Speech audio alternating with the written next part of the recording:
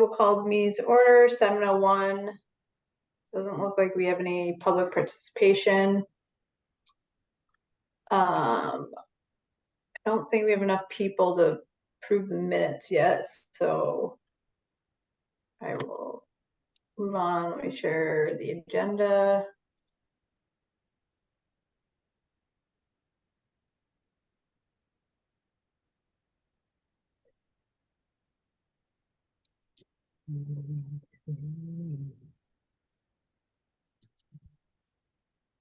Okay, so we will skip the meeting approval minutes, so we have a little more people on.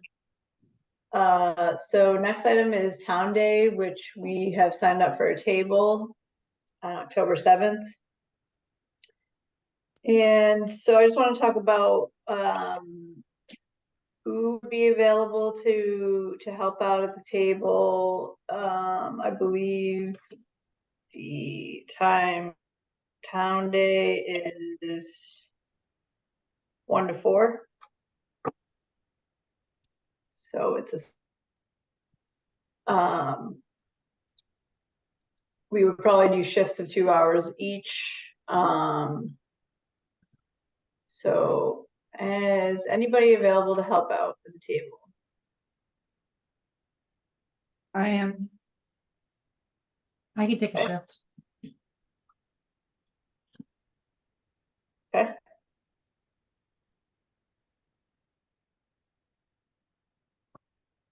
Anybody else?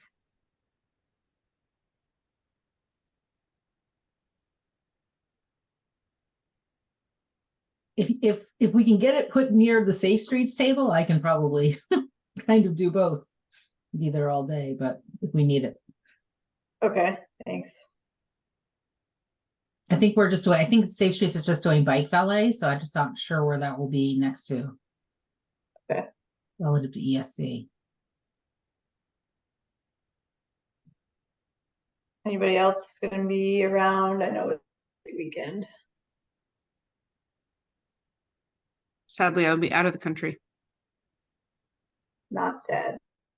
Don't apologize for going out of the country. That sounds fun. Yeah. I think Lillian had mentioned she may be around.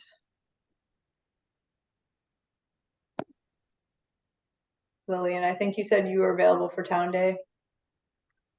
I should be, yeah, for one of the slots, yeah. Okay. All right. So I think one of the things we're gonna hopefully be talking about at the table is the specialized energy code. Obviously pending our vote today. So getting the word out, some education about it, and yeah, basically what we're trying to do with it, the warrant. And then possibly also talking about the greenhouse gas inventory, thing related to climate action planning. And the EV showcase, promoting the EV showcase. Yes, yes. Promoting EV showcase.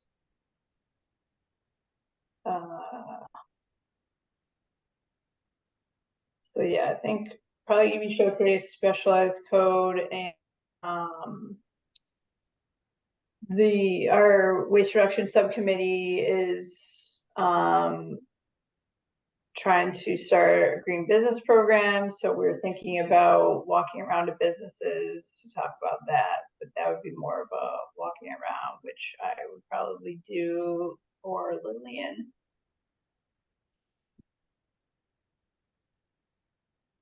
Anybody have anything else?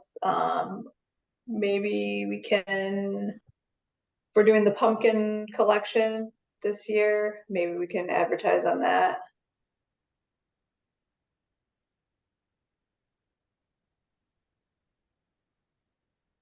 Last year we had some like recycling and compost information. If there was anything even just small that had something about Black Earth, to try to get more signups on that, that might be good. Yeah, so we have like our standard signs that we'll be putting up, but I was thinking more of other things. So don't make it.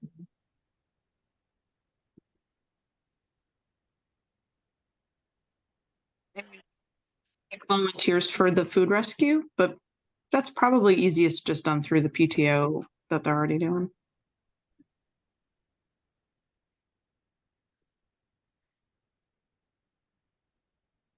Okay. All right, I think we seem like we maybe have 4 people to help out at the table. So if anybody's plans change and they're able to help out, let me know.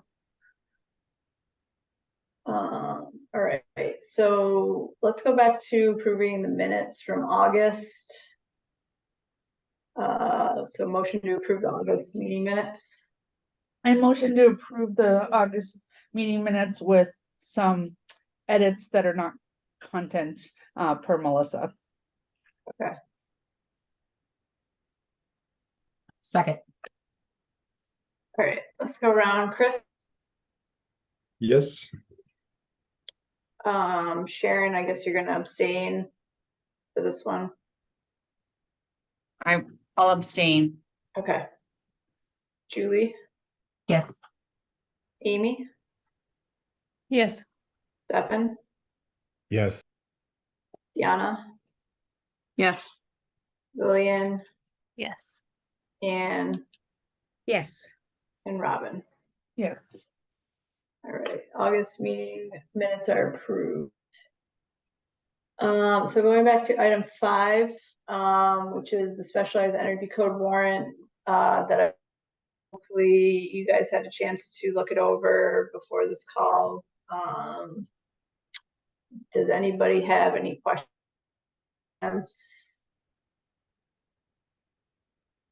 I have a question.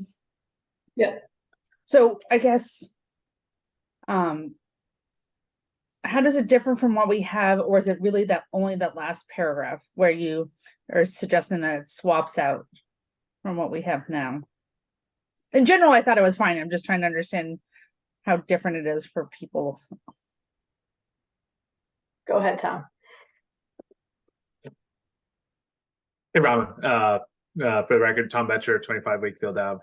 On the working group for the stretch code, as part of the way the code is written and the way the warrant article from the Department of Energy, the stretch code the opt-in code replaces the stretch code because it builds upon the current stretch code that we have.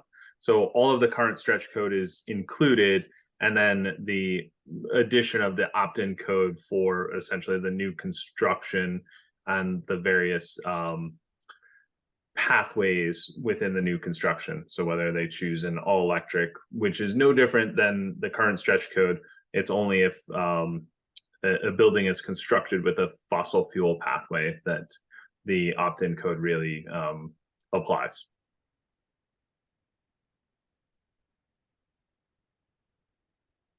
To answer your question.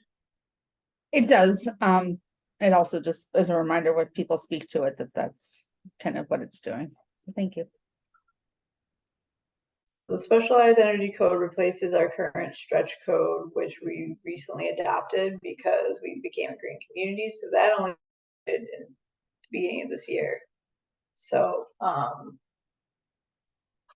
yeah, the specialized code is basically, yeah, just an add-on to our current stretch code. And it only applies to new construction.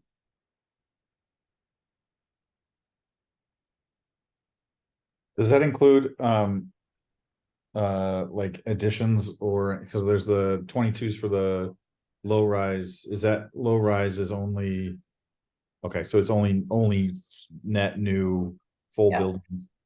Okay, and then go ahead.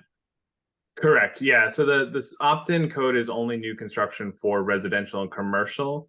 The renovation code is in the current stretch code that we have. So in the current stretch code, depending on the renovation size and the percentage, that code addresses where a construction needs to happen and address the different code parts within the stretch code.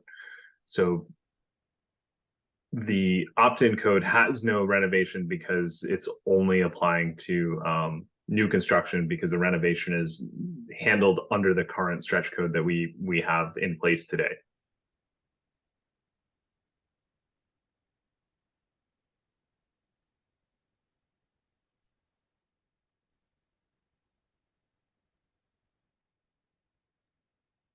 Any I other wanna- questions? I was gonna say, I like that you chose July of next year. You know, we originally had talked about giving a year notice, but now that we're on a different cycle, I like that it's the 6 months from. Yeah, Robin, Closer to the 6 months than, you know, from when it would be voted on, so I like that. we're following the Department of Energy's recommendation of they would like to see either it be in place on January 1st or July 1st with a minimum of 6 months from a town adoption. So we're following the Department of Energy recommendation, and that's where the July 1st came from, July 1st of 2024. So it meets both requirements or suggestions. Yeah. And we had a meeting with our building inspector and Steve Mayo on Monday. And building inspector didn't have any issues with us putting forward with this warrant. And you know, he said he hasn't had any issues with the current stretch code. So, and it wouldn't be any more work for him, this new warrant or this new code. So he did suggest that we a HERS rater to help present this warrant at town meeting. So hopefully he can do that for us. He said he knew somebody.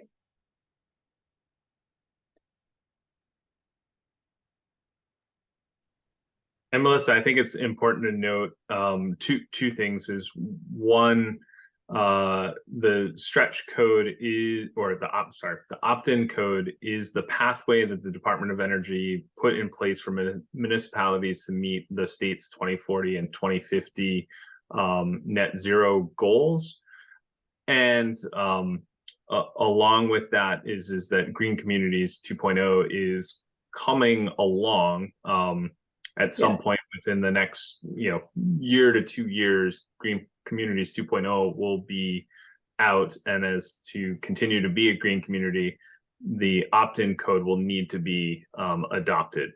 So that will be, we've been pretty much told that that'll be one of the requirements to continue to being a green community. Yes, very important point that we're going talking to people about, and one of our main points to convince it's a good idea. And maybe I can talk a little bit about the process. So so if we vote tonight, it gets put on the we essentially are saying that this committee, and as a committee, any committee can put something on the town warrant. So it will be put on the town warrant to be voted on by anybody who attends town meeting on November 18th. And since we're sponsoring it, we'll have an opportunity to give a presentation at town meeting, and we can invite the HERS rater that the town, the building inspector is trying to get us, and anybody else can speak on its behalf or against it, and then there'll be a vote. So I do think maybe, Melissa, the next meeting, we have a meeting in October, right? We can kind of practice the presentation or give the presentation here. Yeah. As well. Julie, did you say the town meeting is likely the 18th of November? November 18th. That's So a it's a Saturday. Right? Saturday. It's a Saturday. Nice job. Yeah, they just announced it. Yeah, we voted Monday night. So it'll be Saturday, probably 9 a.m. at the Galvin Middle School. I'd also like to offer out, it's not solidified yet, but at our board meeting, the Gas and Light GM and electrical director brought up that this code is very important to, meeting the state's 2050 goals. So, gas and light, we could get 100% non-carbon portfolio, and we would, as a town, would most likely not make the 2050 goal because of structures and infrastructure. HVAC is, equally important as the actual electrical portfolio. So as we electrify buildings and we have really good energy efficient type buildings, that comes along with the electrification. So they're part and parcel. They work together. And I'm going to try to see if we can get the department to also say, them to do a little presentation on how important the construction building codes are, and work in conjunction with the work that Gas and Light is doing with the electrical grid. So you're saying you want somebody from WMGLD to come help us present at town meeting, or? Yeah, so as part of, they might have a 5-minute part from the department to state that as their support for this as well. Kind of like how, Ben would, the building inspector would do as well. Okay. And Tom, I thought since I'm the liaison to the light department, I was at your board meeting. I think the other important point is the light department has a moratorium right now on no natural gas hookups for multi-families. Even if they were to do that for single families, I'm not saying they are, they might consider it. But what they're finding is that people are not going towards heat. Some people do go to heat pumps, but not everybody. They go to oil. And so having this opt-in stretch code would take that off the table. It would, if they went the fossil fuel path, it would be a little more difficult. It would be a big disincentive to go to oil. Correct. Or propane, right? Or propane. Yeah, so the fossil fuel path, a developer could absolutely put a fossil fuel in, and this is where the opt-in code, comes into play. So if let's take a single family home, if they choose natural gas, propane, or oil, the opt-in code would state that, as part of the construction, the home needs to be made electrically ready. So its panel needs to have the capacity for electrification. The home would need to be pre-wired for electrification. So cooking, heating, hot water generation would all need to be pre-wired for electrical. And then the next part is instead of being solar ready, it actually has to be solar installed at 75% of the available roof space. And the HERS rating is a little bit more stringent, which the HERS rating is the building efficiency, the standardized metric for the building efficiency. So that's kind of, it's not taking fossil fuel off the table. It's just if fossil fuel pathway is chosen, there are additional things that the developer builder needs to do to be in compliance with the opt-in specialized code. Yeah, and I think one of the objections to the optimized opt-in code is the potential for it to increase construction costs, but the things Tom was just talking about as far as pre-wiring and having things ready for electrification is really, there's a consumer protection element there, because it's going to be a lot cheaper to do that when the house is being built than down the road to try to retrofit. So it's really important that be done, initially, and that those provisions are made in the designs initially. So it's a good point. And just to bring up, if a developer chooses in the all-electric path, there is no difference in the code from the current stretch code that we have in place today and the opt-in code. So if a developer is building a home or a building using an all-electric or passive construction, so either passive, they call it passive home, but it applies both to commercial and residential. There's no difference in code than what we have in place today. Right.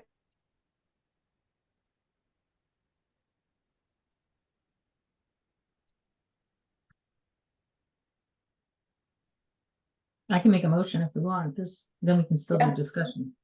So motion to, motion to put the specialized energy code on the November 18th town meeting as presented. We've all, it's been circulated, right? The actual language? Yeah. Second, Yeah, in a second. All right, let's go around. Chris, Yes. Sharon, Yes. Julie, Yes, Amy, yes. Tiana, Yes. Anne, Yes. Robin, Yes. Stefan, Yes. Lillian. Yes. All right, great. Thanks, everyone. So, Julie, I guess, what is do we need to talk to town council, or what do we need to do there? I think we should just respond to that email chain that we've been on and say that it was passed tonight, and then I really don't know what the next step is. I think it's already written. So, you know, he's already written it, so the next step should be just to let them know it needs to be on the. So who do I send it to be on? To Tom Mullen. Okay. Town council. I would copy Steve as well. All right. There is one more step. The town council just kind of accepts the whole warrant as a whole, but. But we don't need to that's- be there. You don't need to be there, and it's pretty perfunctory. Melissa, I would just add that it passed unanimously. Yeah. Yeah.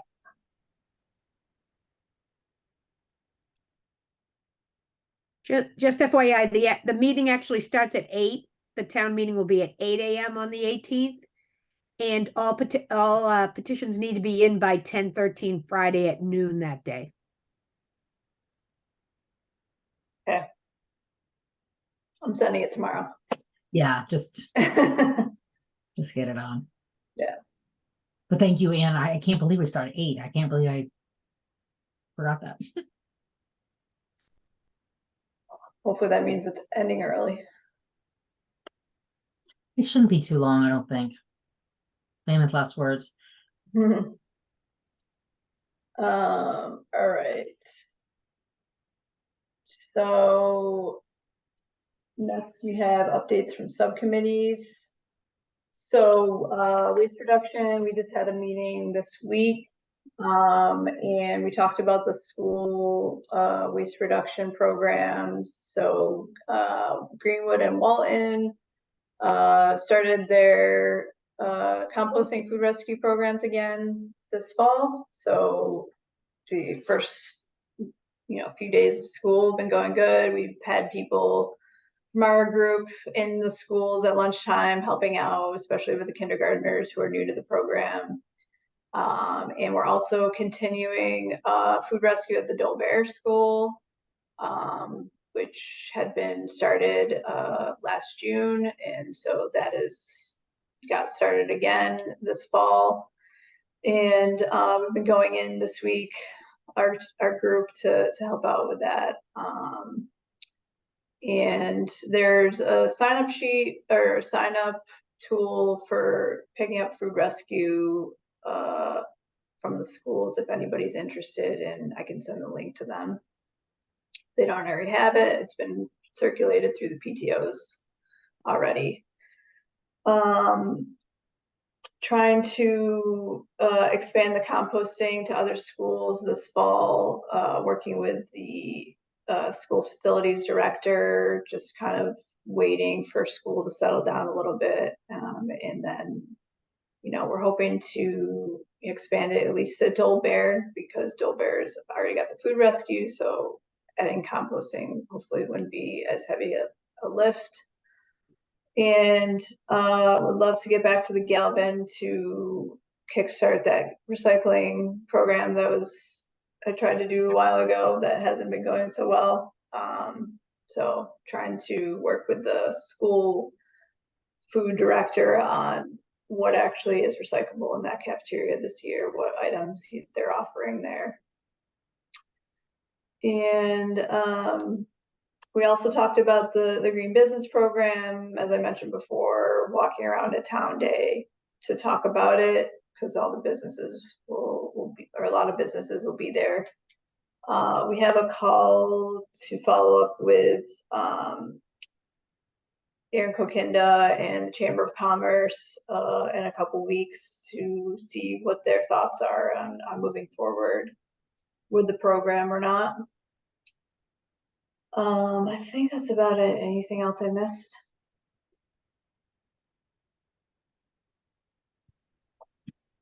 All right. Robin, do you have anything for buildings? No news. Where are we at with the high school?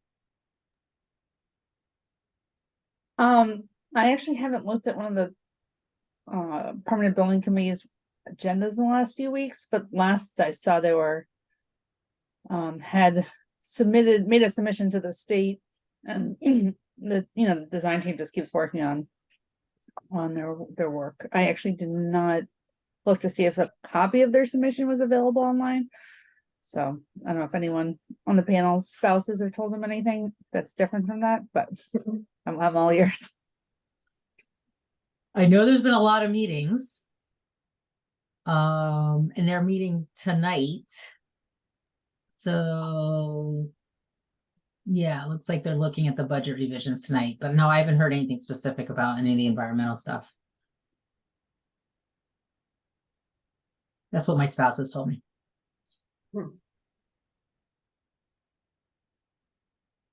Okay, and the VOC has started construction, right? Actually, I wouldn't use the word construction. I would say that they're doing site work. Okay. Because construction require a building permit, which they have not been issued. They have received other permits and been denied other permits, but as far as I know, a building permit has not been issued. Okay. I think they're still waiting on appeal from the Department of Environmental Protection.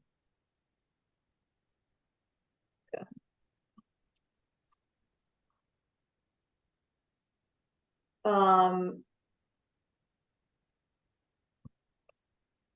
don't know if there was any update on the library, how they're getting a new roof and possibility to put solar on it.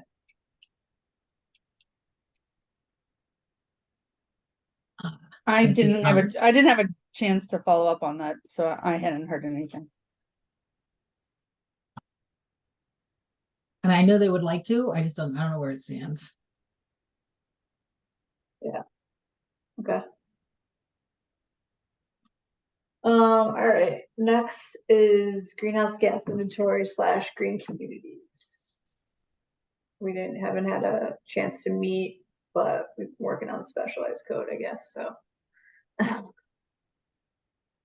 Yeah, and I'll kind of talk about it in my town council report too a little. What's that? I can report a little bit on my town council report on how I'm trying to move that forward. Okay. Can I ask a question about green communities? Sure. Hi, this is Sharon Daly.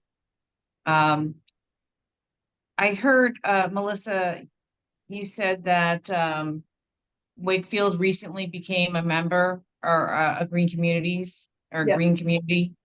How much in funding do we receive as a town through, I guess, the Green Communities Act? As So a we- designated green It community? depends on the year. I mean, we got a sum of money to start out with, but I think it depends on the year. We Right. got 189,000 in our first year. We've only been in less than 6 months. Okay, But each year we have to put in, what we want to do for the coming year, right? And we have a whole plan to kind of get the energy reductions, right? Yeah. Yeah, so the next iteration of green communities is going to be more than just energy reduction. So it's going to be, you know, involves climate change planning, which we're hoping, you know, will help us to kind of kickstart that here as part of green communities and get funding to create a plan. So that's a possibility. And also, as mentioned, the specialized code will need to be put in place in order to continue to be a green community and get funding. Okay, thank you. Yep.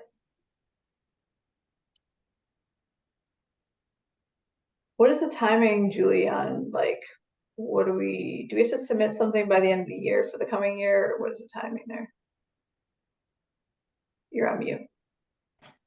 I think it's an October round, so, Oh, yes, we can report, I think we can issue a report, and maybe you know better, I think we can issue a report whenever we're done with the work. But my recollection is that they're kind of on a September, October timeframe. So we're coming up on that actually, aren't we?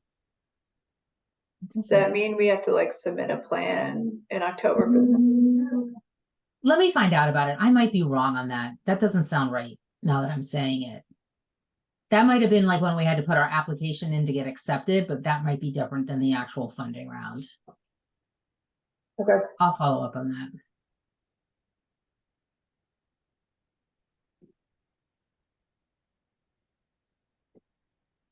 All right, community education.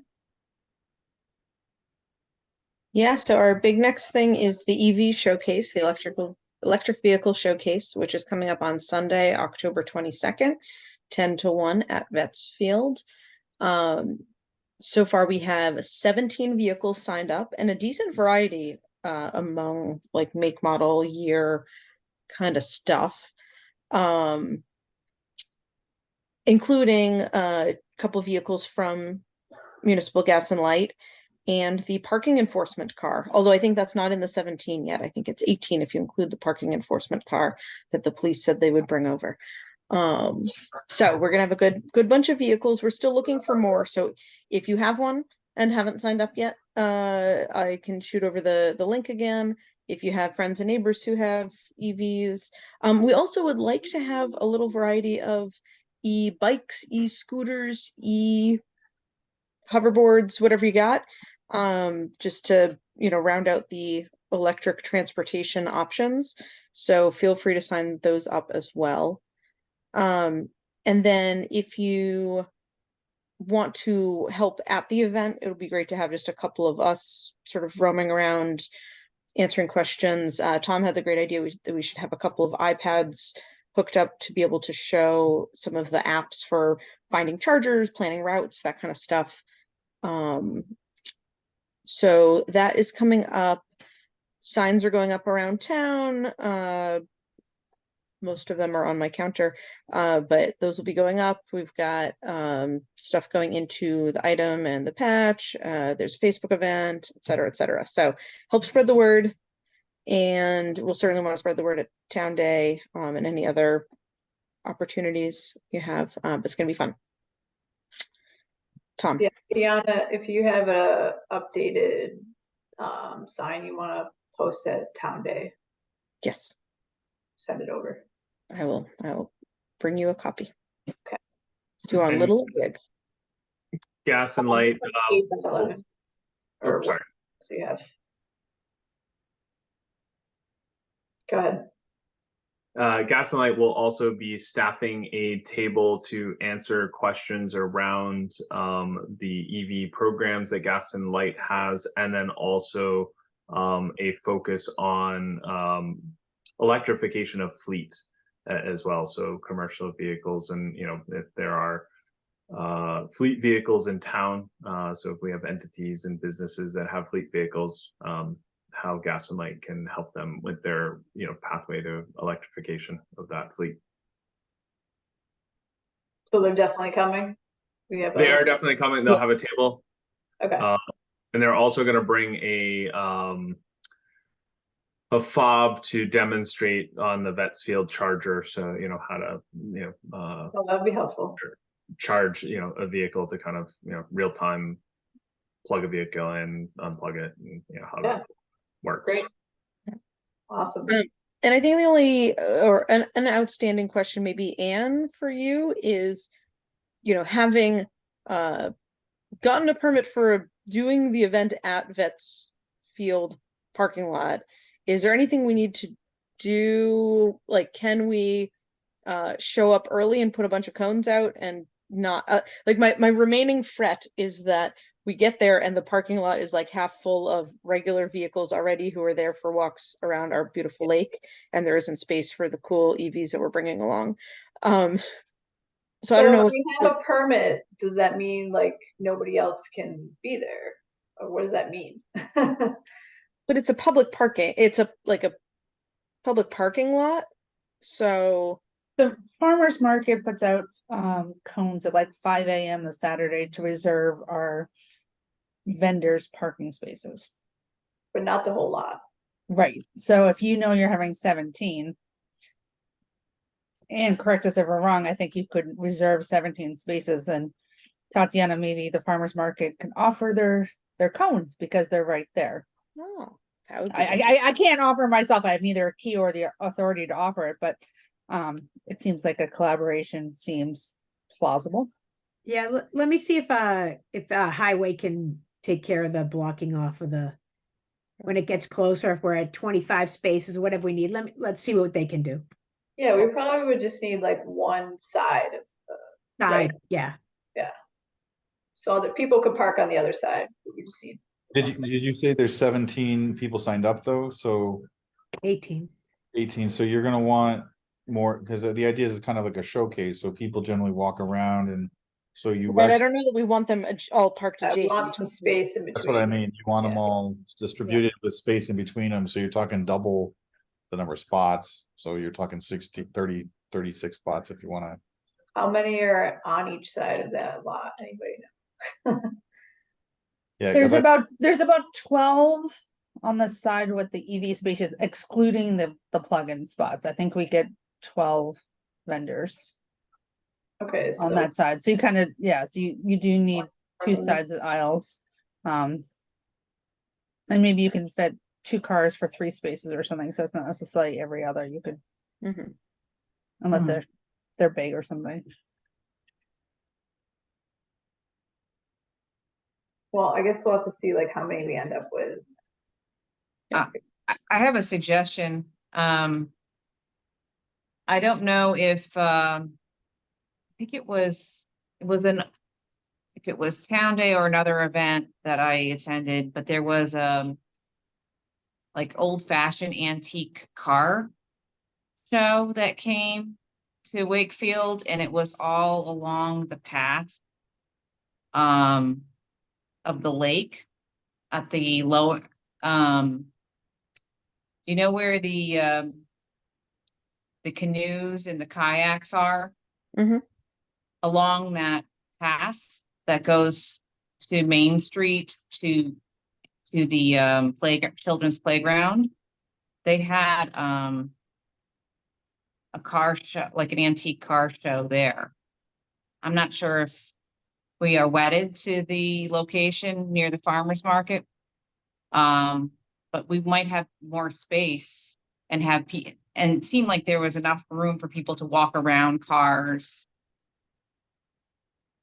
Yeah, we picked the Vetsfield lot because it has chargers, so we want to be able to Oh, I see. demonstrate a charger Demonstrate the charging. there. I see. Um, Got it. but that's a cool idea for next time, especially if we find that it's a little crowded in that lot. Hopefully we make this an annual event, so. But yeah, so advertisements has started with that location, so I wouldn't want to change it Okay. at this point. But it's Okay, a got it. good thing to keep in mind for next time. Yeah, thank you. Yeah, Tiana, I think reserving the kind of the left side on the charger, right? Both sides is probably enough for all the vehicles, and then allowing parking on the kind of ball field side, Yeah. to the the left and right side of that column. Yeah, I feel like if we take over the whole lot, we will be not happy. Yeah, yeah, I think if we take just the north half, we're okay. Cool. Okay. If folks have other ideas, feel free to email me. If anyone has great spots you want to see a flyer or sign go up, let me know, or I can drop some off. If you see a lot of EVs in your wanderings, I've still got some little cards I've been sticking in folks' windshields. Do we have like cars that we're looking for that we're missing?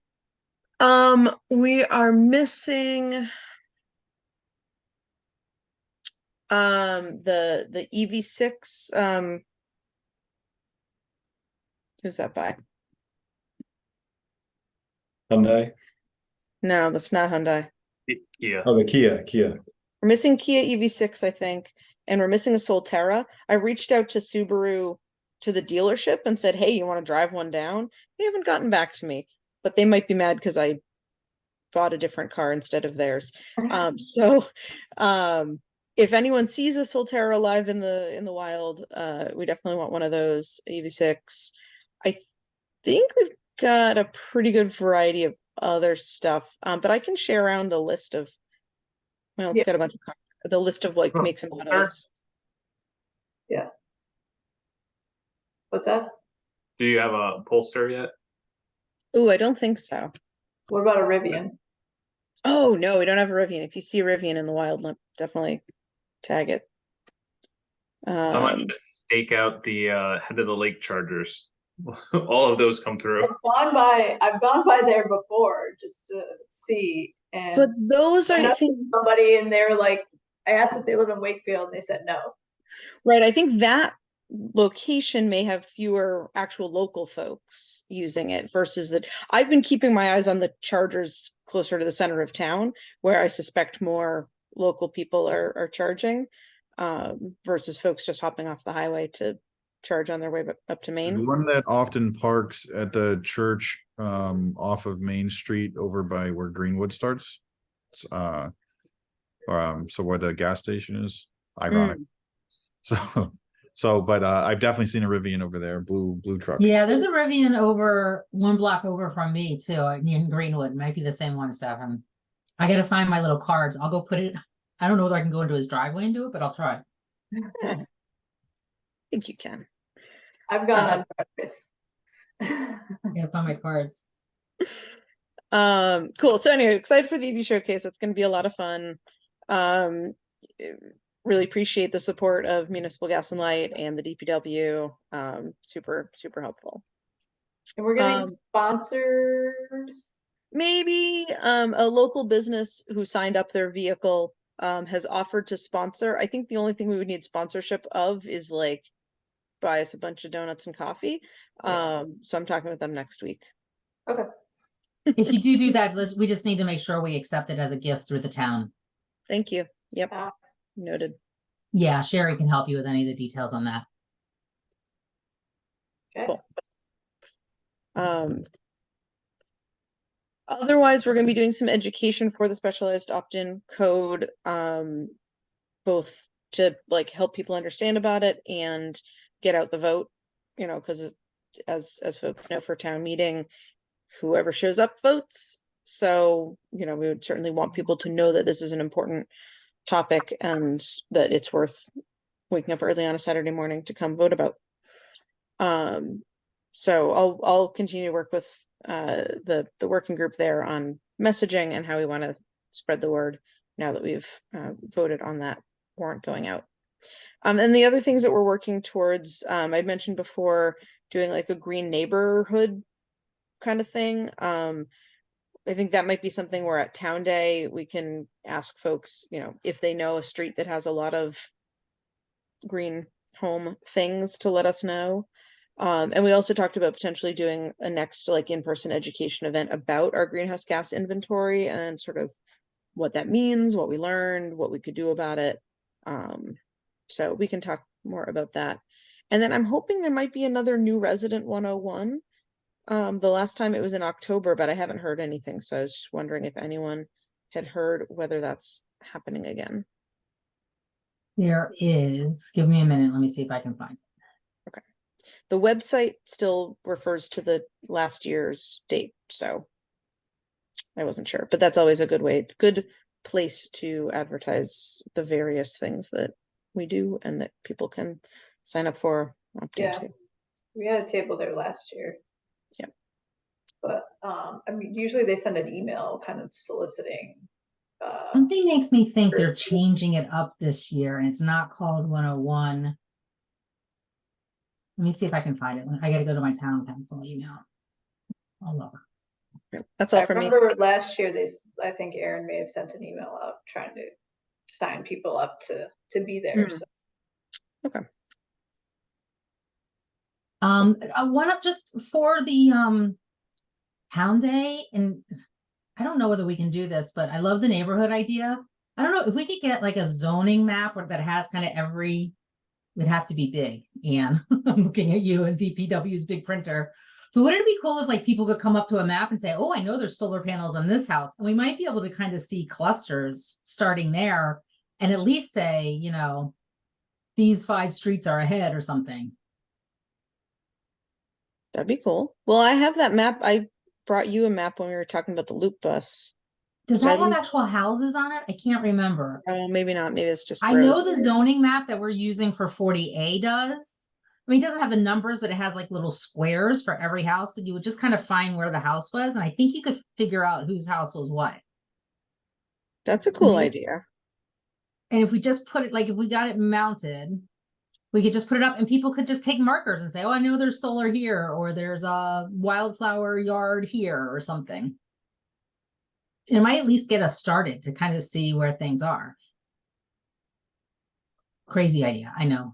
Yeah, I don't know if I can pull ideas it and not off very for good at October executing.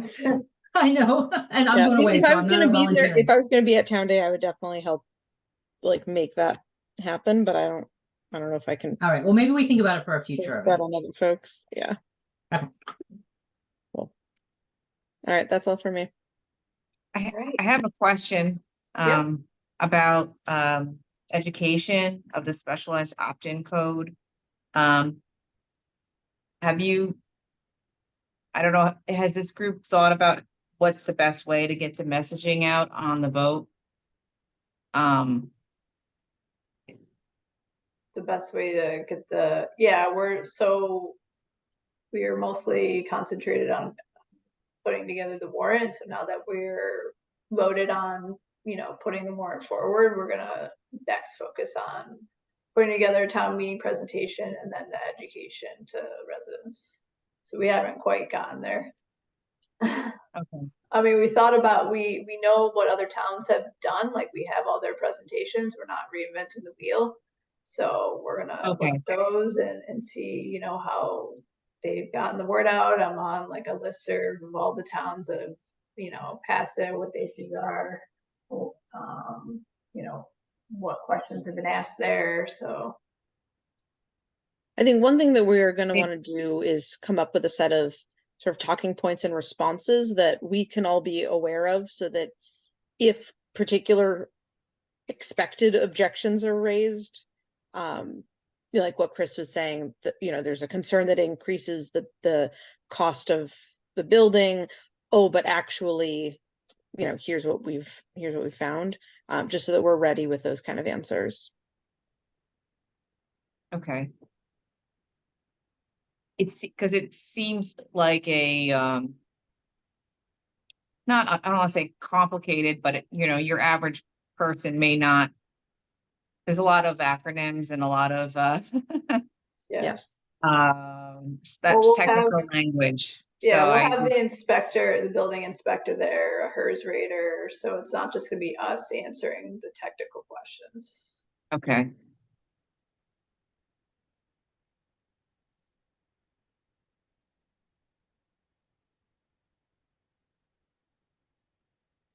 All right, so we have updates from our member groups. Amy, do you have any updates, school committee? I don't have any updates, but I did catch the video that's on your Facebook page, and it's also on the Wakefield Public Schools food services tab of the Greenwood and Malton schools that WCAT put together, the food rescue video. It's adorable. Thanks. And That's awesome. I'm so glad to hear that. yeah. Right, Amy, yeah, I was gonna say, so last year I kind of did a little of the coordinating with help with Anne on the pumpkin collection at the schools. yeah. With the previous school committee liaison. So assuming that it worked last year, and if you could help me find out from the schools if it does, Wednesday, November 9th is a half day. Like I said, it's parent teacher conferences. So Yeah. what we did last year was we did that collection in the afternoon. So it gave parents to remember before and after school to drop off the pumpkins if they had them. And what happens is that we put up tarps and, parents put the pumpkins on the tarp and then we come Yeah. and collect them in the afternoon. I was Yeah, one of so those that was- parents that put a pumpkin on the tarp. Oh, there you go. So you know how it works. It was did you get a chance to see how many pumpkins were actually there? It's always successful for the past Oh few yeah, years. no. Yeah. I had this last year was the first year I went to all the schools and we collected. I So forget is that the numbers, date you hundreds. Well, I don't know. It's my suggestion, just looking at last year, having it be on the half day following Yep. Halloween. Some people say it's too late after Halloween and some say it's too soon, but I don't know if there's a perfect date. So that's the suggestion, just using last year's half day as a suggestion. Yeah, I think 9 days, whatever day that is, we'll just make it work, and that's Okay. if people want to participate. As long as we get it out in advance, I don't see why it wouldn't be a big success again. But I do like the idea of a half day too, because some parents are going into the building, at least at the elementary schools, and if they did forget their pumpkin in the morning, they would have an opportunity to drop it off. And if I remember correctly, Black Earth Light the Wednesday too, because it's not the day they're doing our normal collection, but we'll have to check with them. Yeah. Okay. Yeah, I'll call them, but I think that date worked great for them last year. Okay. Yeeks, we're already planning November. I'll also add anyone that wants to volunteer to put pumpkins in the back of the truck. It is very therapeutic to throw Yes. pumpkins into the back of the truck. Yeah. Just throwing that out there. Throwing it out is what you need to do, but be mindful that what looks solid when you go to pick it up may have a loose bottom. So dress appropriately. There's pumpkins involved. I'll share at our next school committee meeting, which is the 26th, I think. The electric vehicle event again. And I do know I don't know really any green updates as far as the high school, but I know that they're marking the Beasley Field. They're roping that off in the spring. There won't be any spring sports back there. And the new school, the latest update, they're saying December 2026 move-in date, which I think originally was January 2027. So we'll see. Amy, do you know whether they've done the conversion away from styrofoam at lunches now that it's free? Yeah, they have. Yeah, I think they're they have. completely away. Yeah, so they switched away from the styrofoam trays, but they are using a tray that is not accepted by Black Earth for compostable. It's not BPI certified.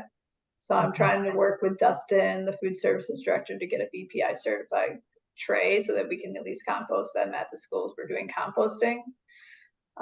So That's great. I mean, I would hope now that the state's paying for lunches that hopefully there's some funds to do that kind of stuff. So I'm sure you've already spent the funds over and over again, Amy, on other really important things. That's all I have. Thank you. thanks. Anne, any updates? So the metal dumpster is moving along awesomely. I think we've emptied it now 4 times, Wow. which is great. I think we're at like just over 5,000 tons that have come out. I think we're at about $650 we brought in. The money is not as important as the getting it out of the trash and getting it open. So that's really well. People are doing a good job at what they're putting in there. We haven't had a lot of contamination, so all good so far. So really good. Nice. I'm still working on my Christmas lights. So we think we'll put it up right after Thanksgiving. We'll take it down the week after, before New Year's, right after New Year's maybe. So I think that'll go well, and we're gonna run it right out of town hall like we did the plastic bags. So that's going well, and I think that's about it. Did we ever figure out that Trex bench?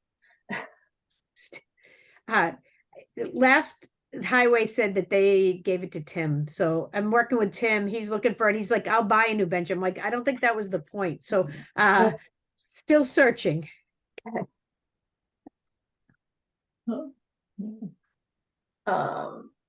That's great about the metal recycling. So Christmas light recycling is next. What's after that?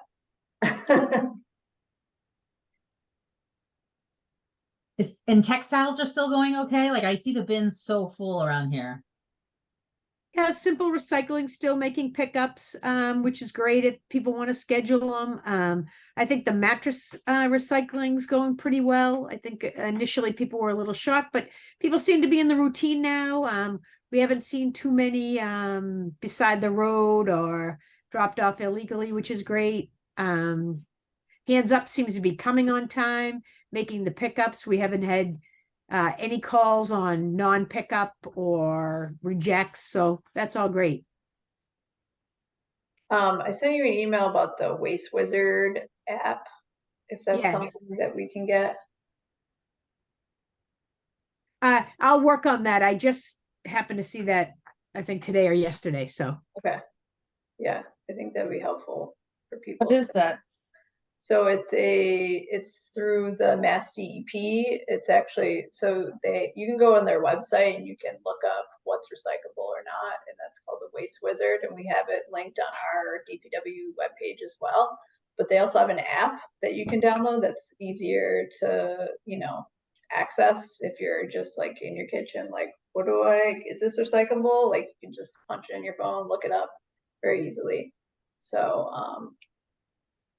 that's kind of something additional that the town and cities can offer residents, but we just need to get the, process in place, I think. Yeah, I think it'll be pretty easy to get that going. Yeah. What do we need to do? We need to configure it for what Wakefield does and doesn't accept? Yeah. Okay. Cool. Yeah, it would just be an extension of what we already have linked on the DPW website as an app and compatible for Apple and Android phones. Other cities have done it, so it's just a matter of doing it here. All right, Julie. I just checked. It looks like Wakefield 101, and I have a to be confirmed next to it, but it looks like it's November 2nd from 6 to 8. So kind of use that as a hold if we want to start planning around that time frame. I'm the liaison to the youth council as well, and we have a new youth council. I don't know whether they reached out to you, Melissa. Did anybody reach out? No, that's another thing I was going to bring up is student liaisons. I don't remember how we solicited last year for student liaisons. I think we just have to send the job posting to Sherry. I don't think town council has to approve the posting. Okay. So we just have to put it out. But we did so we also will have student liaisons who are directly appointed to this committee, but the youth council, basically all the students on the youth council kind of pick the town organization or person that they want to kind of get to know better and help and give youth perspectives to. So Nate Shines, Jonathan Shine's son is assigned to ESC. So he will be great. And he's an 8th grader. He's in the middle school. So Melissa, when you mentioned the middle school, they have some really amazing middle school students on the youth council. Okay. And that whole youth council, like one of actually the president of the youth council, he's a junior and he just got appointed to the state youth climate action team. Nice. There's a lot of bird watchers in the youth council. They're very into environment. So they're another great resource. So he's gonna be So Nate will be a our, student liaison to us, but not. he won't be a student liaison, he'll be the youth council liaison. He'll act almost like the student liaison. He won't vote, but he can come to meetings. He'll take back reports from our group to the full youth council. They also have their own social media, Instagram and other, you know, they kind of have a different audience than we do. So Tiana, they might be a really great group to collaborate with on things. Okay, so we should start inviting that person to our meeting. Yeah. What's the name again? Nate Chines. Okay. I can get you his email. Okay. Julie, if I could have it too, so I can include him. Absolutely. And then I don't know whether everybody saw the hubbub over the no idling signs, but I don't really want to relitigate it, but except to say that the no idling signs that were up are coming down. What? And yeah, they're coming down. Can we repurpose them? Yes, we can repurpose them. That's what I was going to talk to this group about. What was the issue? I don't know anything about it. It was just a process issue about how they were put up. So they're coming down, but the good part of this, is that I think that it's really raised awareness about idling issues in Wakefield. And it did expose that there are, by law, we're supposed to have no idling signs, and there's very specific language, and just a no idling. One of the complaints about the no idling signs that were up was that it was more of a guidance sign. And technically the law is no idling for more than 5 minutes. And so they weren't really accurate. So yes, I think we can repurpose them. They may need to have some language added to them, but I think that there's now recognition that they really should be around schools, and there's very specific language. So I actually think that this group, if we can just put it in our minutes that maybe, we're in favor of that, or that we can kind of support it, or maybe we even voted on it at a future meeting.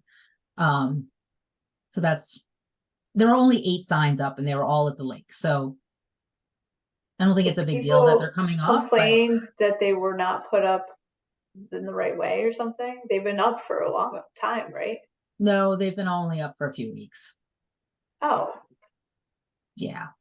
They were only up for a few weeks. So they never. And there was a process problem, and there was an old town council bylaw that was kind of surfaced that says that all signs need to be approved by town council. And you can go back and watch the debate. It was lively, but those were kind of the victims. So they're coming down, which is a bummer, but they were not super accurate anyway. And I think that we take the silver lining, and now, there's a heightened awareness around what the actual idling law is. And I think there are certain places that we can put them, use the right process, and get them up. So I just wanted to raise this with this group. It's come up before. I know no idling signs. Yeah. So we might put want them up to begin with. The town put them up. Okay. Julie, if you, sorry, go ahead, Melissa. I was just say who in the town, like who's responsible for that? So what we now know through all of this policy research, is that it is a town council decision. So like we could come to the town council and say, we would like accurate no idling signs put up in certain areas, and then the town council has to sign off on it.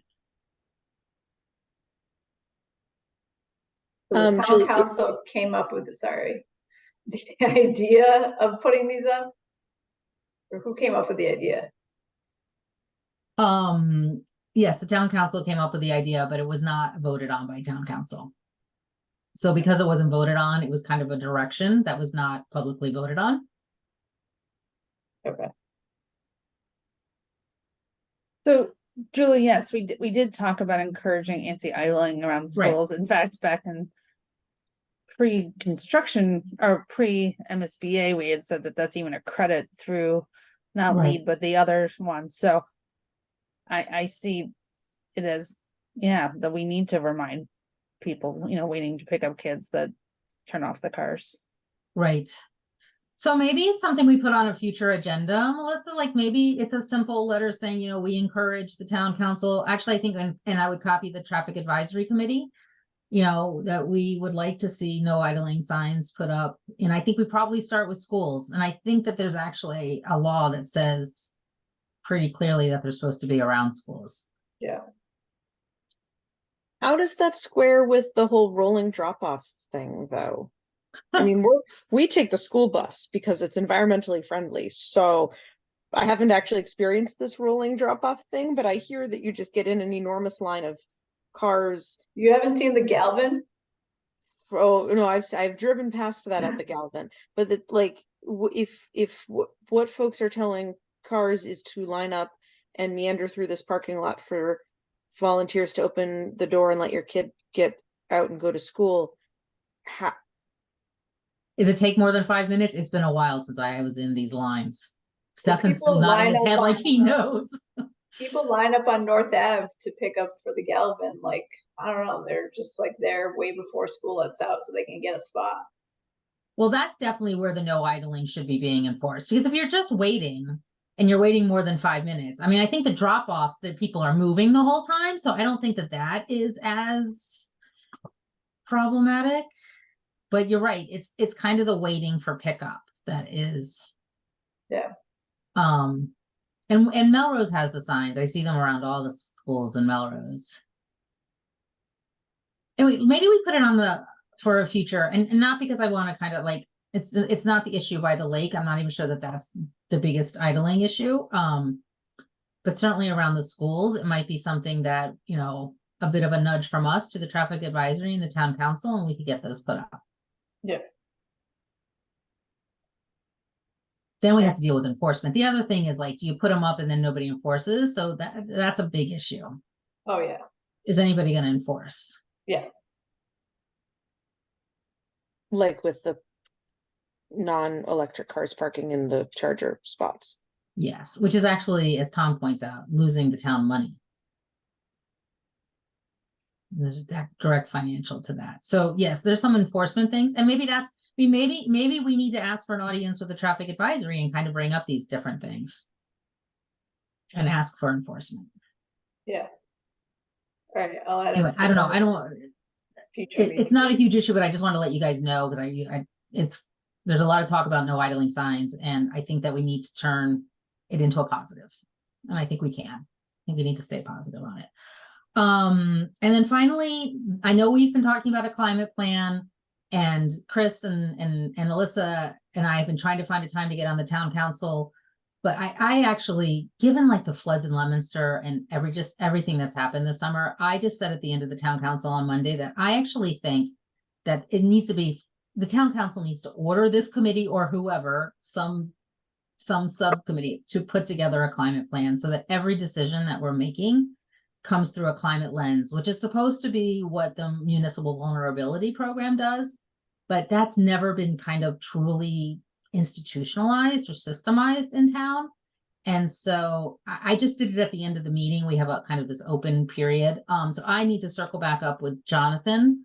But just so you know, and I think we're tentatively on a meeting in October, if not November. And so I'm hoping that we can kind of get the town council to order a climate plan, and then that would give us all the town resources that we need to make it happen. So trying a little bit of a reverse approach on this.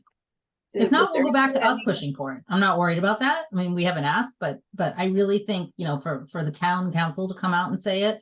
And I think it's actually going to line up perfectly with the master plan, which comes out in the next couple of weeks. I think it was presented to planning board last night. I think there's going to be a lot of things in the master plan that will align with this. And so we can leverage that as well. Was there any comments made after you said that? No, it was a very long, difficult meeting. I just threw it out there. But Jonathan took note of it. And so basically when counselors ask for something to be on the agenda, it'll be on the agenda. It will not be on October 2nd because there's a lot already on that agenda and I'm probably not going to be at that meeting. So the earliest it would be mid-October. Okay, so we're waiting to hear back if we're gonna. be Yeah. on. Okay. Yeah. That's all I have. You said October 12th? No, our next meeting is October 12th.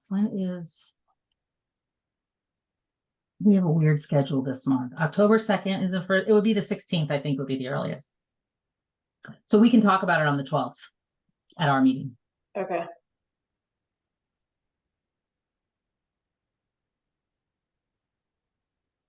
Thank you for saying that to them. No, we'll see. All I right. think it's pretty hard to deny that there's a lot going on and that we should be making every decision with a Yeah. climate lens. Right. But I'm also Yeah. kind of speaking to the choir here, I realize. Yeah. But nobody can ignore climate change now. It's everywhere. It's every day. All right, our newest member, Sharon, is taking the place of Tom for WMGLD liaison. Welcome, Sharon. Hello, everyone. Thank you. It's great to be here. I guess I will give the update, and Tom, feel free to jump in if I miss anything. I just want to give an update on our community solar program. Also, an update on customer education around our EV time of use rate. And I think we have a short update on the energy park. So I think many of you know that we have been discussing at the Wakefield Municipal Gas and Light Department board meetings, the development of a community solar program whereby customers, it's really targeted towards customers who have barriers to owning their own solar array on their own home, either renters or, or even customers that own their own home that don't have good solar positioning of the sun. And it also lower income individuals that can't afford to put solar on their homes. So it's for residential customers.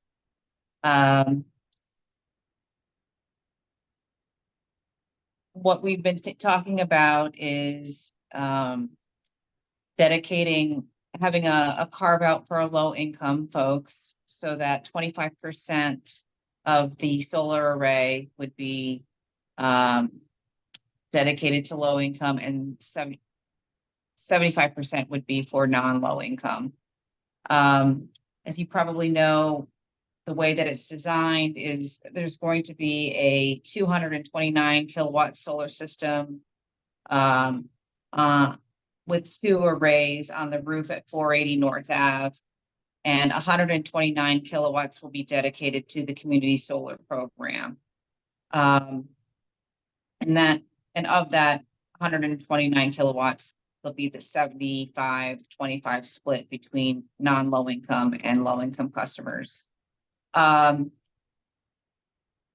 There will be, should I go into the structure of, or did we cover this in a previous meeting? The structure of what? The structure of the solar program. I don't think we went over the structure. Right, Tom? Correct. Yeah, because it hasn't been, and it's still not completely finalized. So everything here, is Right. subject to change for the board.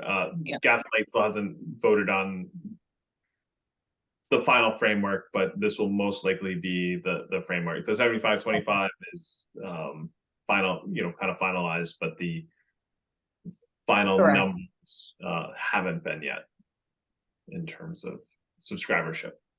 Okay. Yeah, you can go over what we have so far, I guess.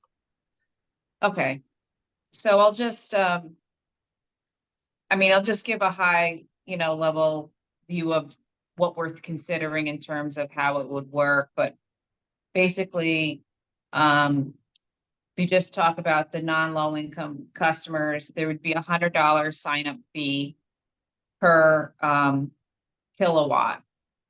And customers would be able to,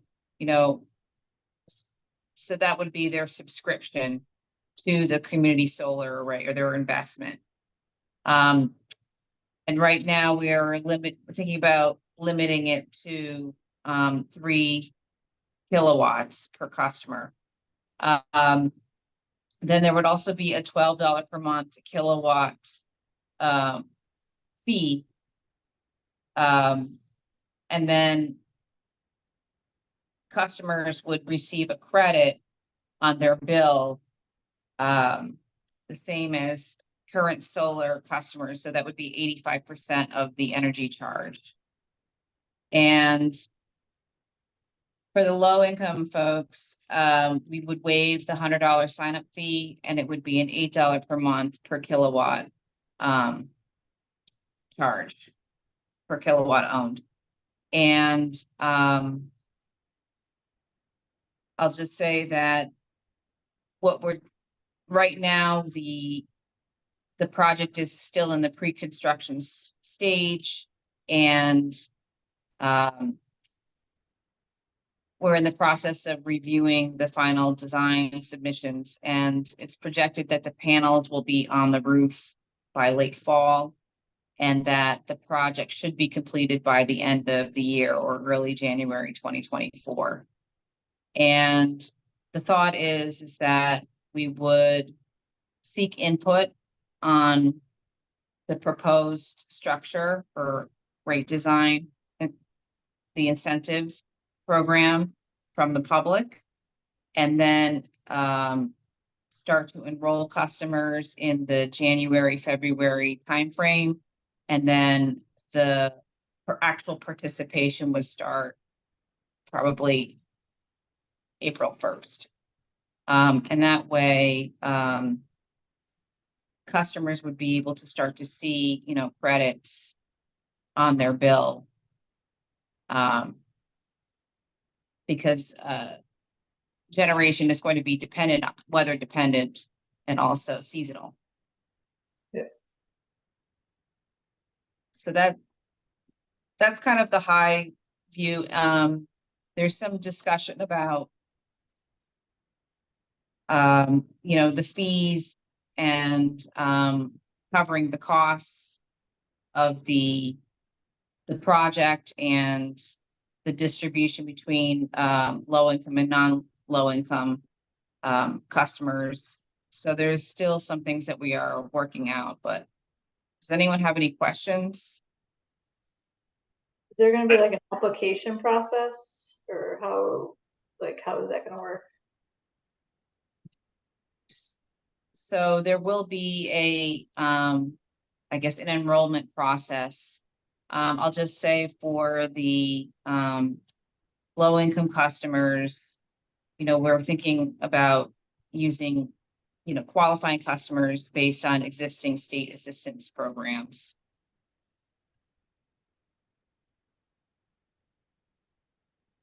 I'd mentioned that the cost modeling is, we tried to model it after, if someone was deploying solar on their home within our structure today, right? So built into that cost modeling is the incentive and rebate that Gas and Light already provides. And then, so you have that $100 capital outlay, and then, right, you would kind of either, if you finance that, kind of have that payment there as well. So that's where that $12 a month, and then folks get that credit of the 85% of the energy charge that's on their bill. And so essentially the modeling that we're doing is a, kind of a 6 to 7 year payback of that $100. to get you there. And then after that, it would be like someone was owning their own panel.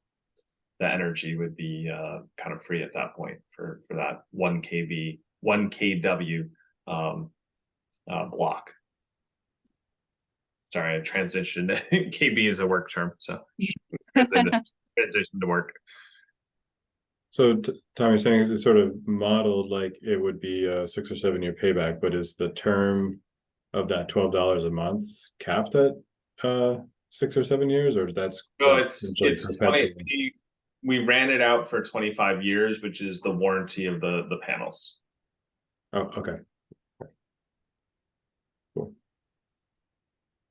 Sharon, I was just going to say, when you get to the point either of scheduling the seeking input from folks sessions, or when it launches and you're enrolling, just let me know if you have Facebook posts or I know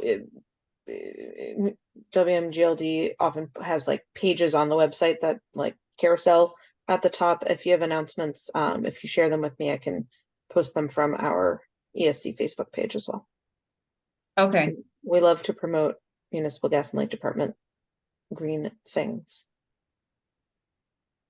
Is the project eligible for the federal investment tax credit under the new guidelines?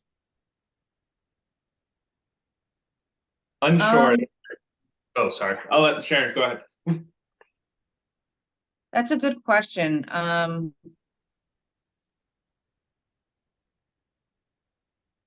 I would assume so, because utilities are eligible for investment tax credit. Yeah, but you wouldn't be owning the kilowatts, right? Well, the municipal gas and light department would be the owner.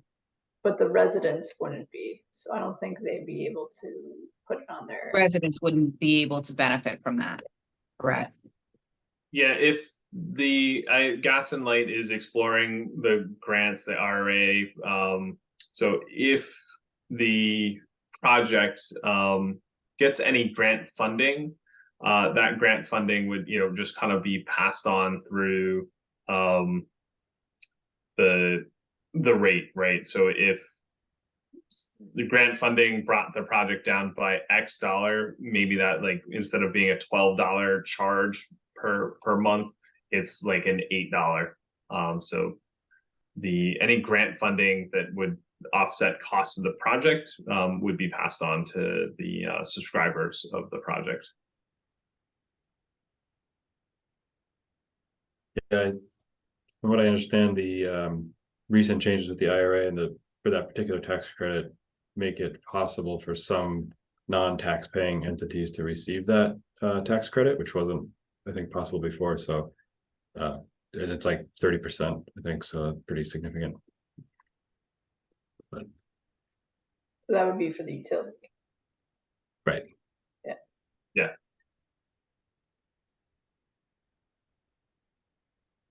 Like I said, we would, as part of at the project utility, just like if you were to put solar on, the utility gives a rebate today. That rebate is kind of built into the project as well.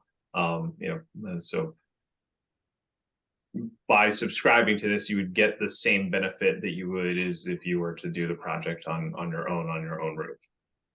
And so if there was a federal tax credit that isn't applied today, it would be passed through the project as well. That's awesome. Great. So we would like to do more education on and also get input from the community, as to whether this would be something they would be interested in, just to understand what the demand would be, because we only have it's our first project, and there's 129 kilowatts that are available. So be interesting to see what the demand is for this type of program.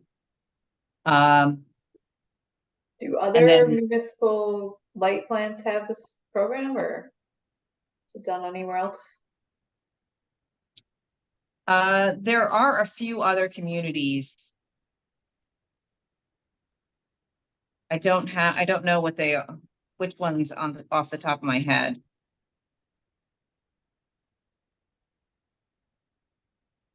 This model was based off of Florida Power and Light's community solar program. Okay. And one of the reasons that it was based off of that model was the simplicity. I think it was just easy to, administer and easy for customers to understand how it worked, and was clear as to what the benefits would be. Okay.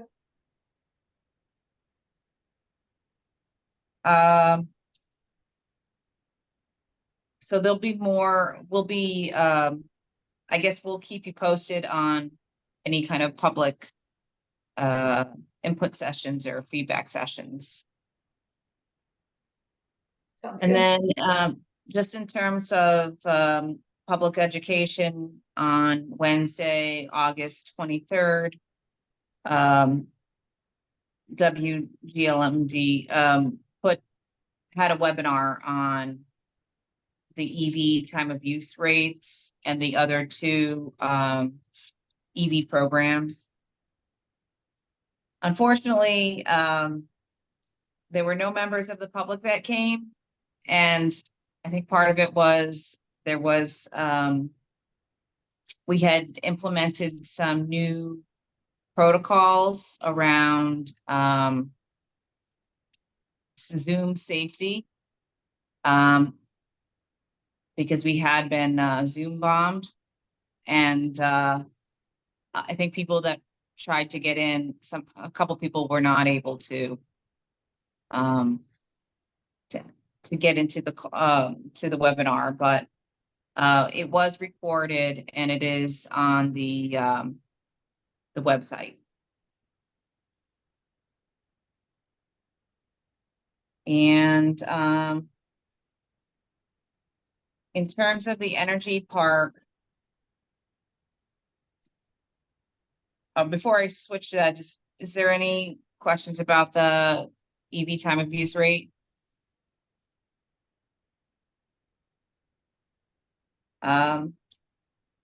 We just want to, I think, also mention that we're thinking about doing other webinars for customer education. And if you have any ideas for other topics, potential education topics that we could cover, please let us know. One of the other topics that we're thinking about is around heat pumps. Yeah. And another is around peak demand. So, yeah, and peak shaving, and I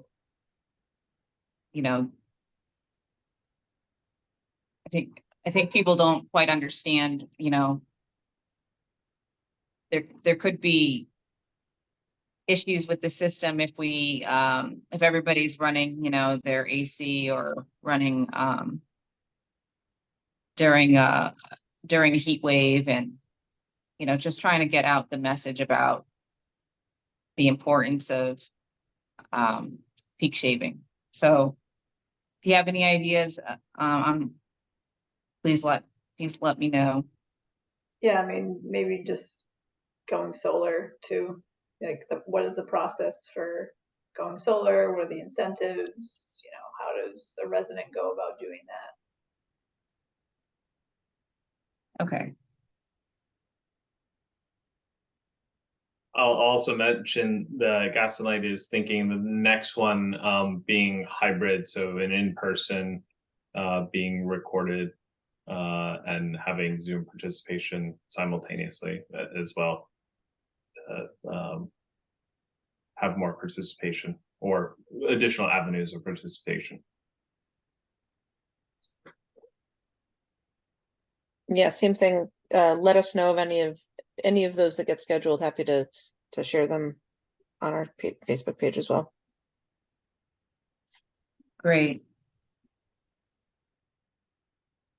And then last but not least, you know, I think there's been some progress on the energy park. I know that there was, let's see, I'm trying to find my notes here. So, General Manager Pete Dion has been meeting with folks at the Massachusetts Executive Office of Energy and Environmental Affairs. And our representative Kate Lipper, sorry, I'm gonna not pronounce her name correctly. Garab, if you could help me. Garabedian. Garabedian, yes. I struggled with that for a while. Okay, I'm sorry. I'm new to Wakefield. And she's been very instrumental in helping us move the home rule petition, reviewing and providing comments to the language and into the legislation. And we got news that on August 17th, the final amended bill was moved to the House, from the House to the Senate. So I think we're moving in the right direction. So that's positive. I don't know if you have anything else to add, Tom, about that. Yeah, no, we went to third reading, as you said, moved from House to Senate. Senator Lewis is kind of taking up the torch on that side. I believe, well, they're just coming back into session. It is on the docket in the near future to be voted on.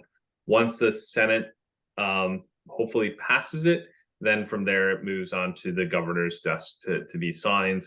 Once the governor signs it, once she signs it, then the land transfer can be completed to Gas and Light, and we can move forward with the project. From an ordering perspective, certain things have been, time is not our friend here, just lead times. Certain things are being put in process with out clauses as well from a contractual standpoint. Like Gas and Light has secured the natural gas backup generator positionality on the manufacturing line, but we do have the option to get out of that with no financial implication if timelines don't work out. So they've been working hard across the board from legislative enablement and kind of design and implementation as well. So kudos to the department on that hard work.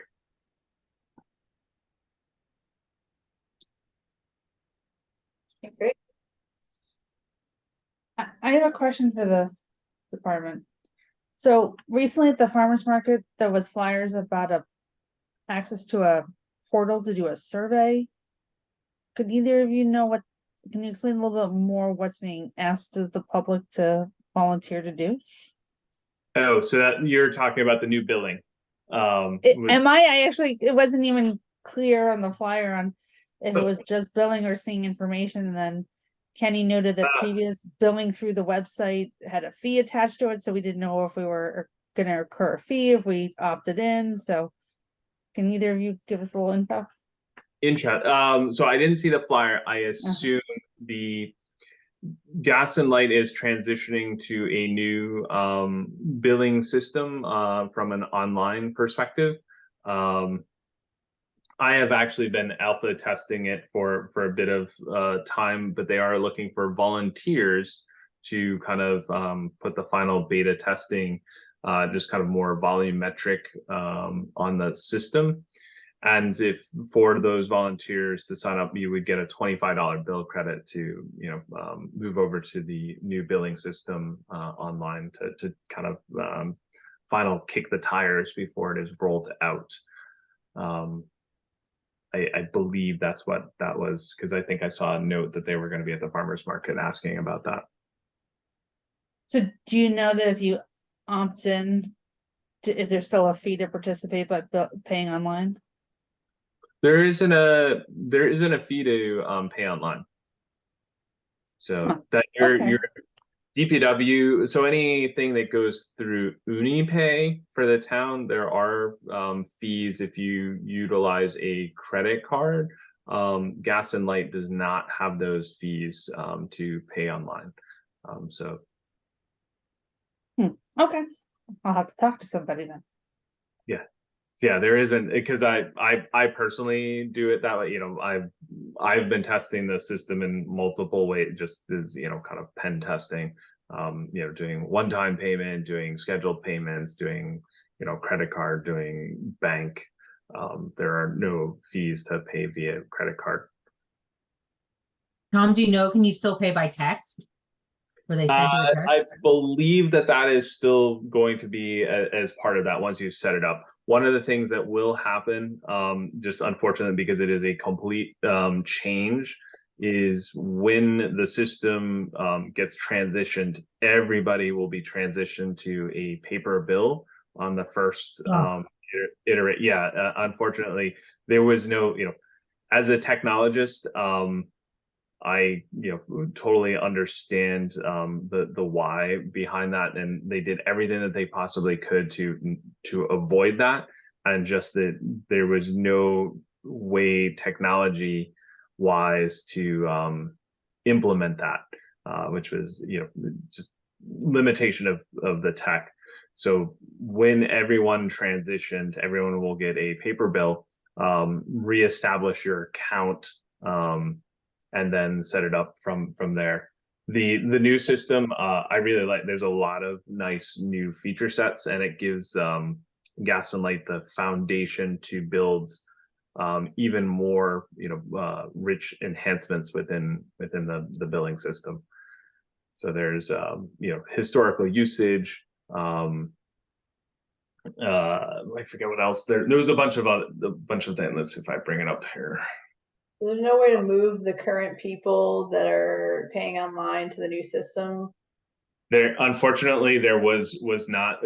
Partly it is partly has to do with one of the reasons being is the vendor behind the scenes. The system that we're on is a little bit unruly, and the data, not to get too far into the weeds, Data's not really reliable. System has been fairly rigid and it's kind of a dead system. So there isn't any new updates, and unfortunately there was no way to export essentially the customer base in that aspect, to keep kind of those feature sets in place. The new system is, I do believe there'll be text. So that was one of the things as a commissioner that, I've been working with the technology department there is that I've been fairly insistent that all of the new system be feature parity with the old system. So is the historical data in the current system going to be moved over? Yes. So, like I'm looking at my on the new system, like I'm looking at my usage, and it shows this current month and the previous month for the entire rolling 12 months as well. There's integration within for folks that have solar. The new system has solar production in there as well, from a billing perspective and a sellback perspective. Let's see what else is in here. There's all of the previous statements, billing that's in there. And like I said, the first iteration that comes out is kind of the foundational that Gas and Light will be able to build other feature sets within the billing process, the billing system as well. That's really a shame if you can transfer the historical data, but you can't transfer the people and automatically have them in there. Yeah, so folks will need to re-enroll in the, kind of paperless status and auto pay status. Partly, so part of that is has to do with payment information. We can't transport that either. So from one system to the other system, we can't take the payment information as well. So that's part of the reason. Okay.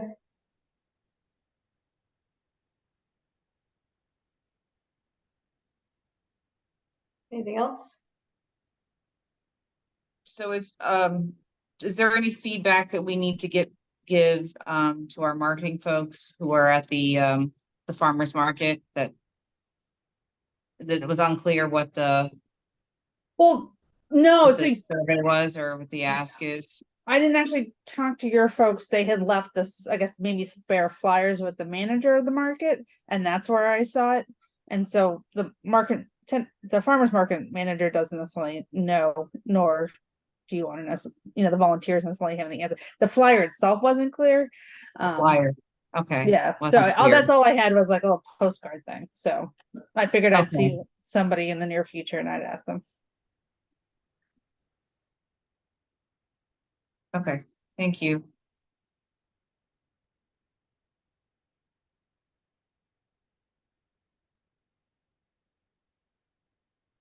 All right. So our next meeting is October 12th. And any matters not anticipated?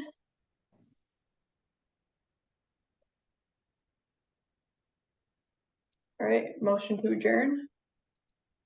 Motion. Second. All right. Chris, Yes. Sharon, Yes. Robin, Yes. Tiana, Yes. Anne, Yes. Julie, Yes. Stefan. Yes.